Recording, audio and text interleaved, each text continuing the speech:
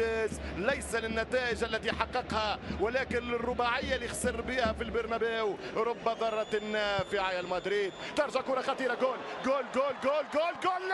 الحارس وبنزيما، والهدف الاول للملكي ريال مدريد.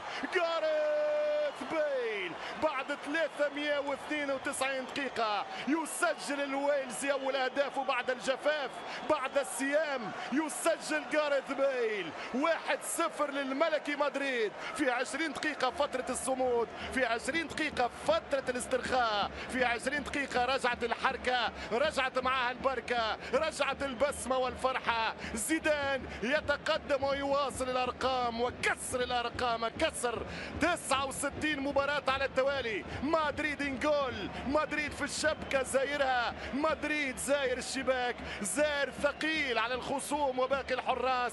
بنزيما، جاريث وبيل، جول 1-0 للريال مدريد في 20 دقيقة لعب في الرياضور.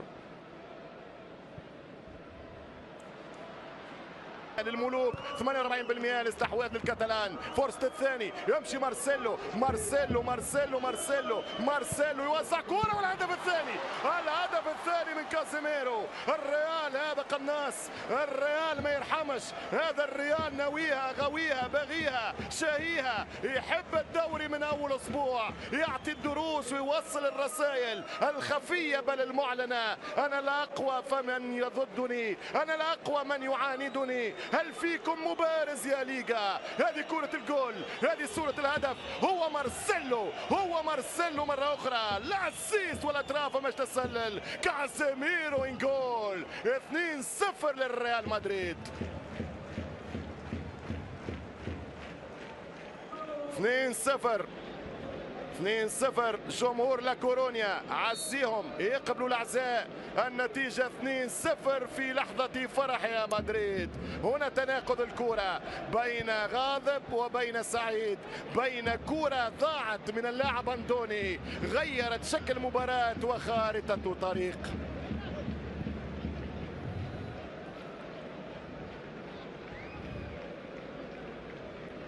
بربح اليوم هو الريال مدريد 1648 بربح اليوم اللي حسبته. يمشي جارث بيل ونحسب الثالث، جاريث الثالث الريال.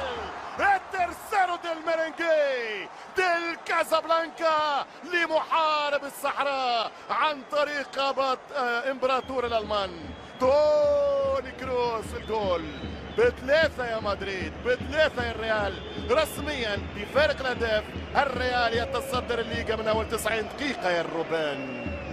قلت حسبت 1648 فوز للريال، فارق تقريب اكثر من 80 ربح على البرصة الثاني. كرة جميلة وملعوبة، يمشي يسكورها جارث بيل، جول واسيست باهي للمورال للثقة يا الويلزي. حتى الكرة لا تصد، يضربها فلا ترد، كرة تدخل في كر وفر، فر ديبور وتكرار الانجاز من الملك الريال مدريد. هذا على فكرة الهدف التاريخي رقم 5950 في تاريخ الريال مدريد الليغا.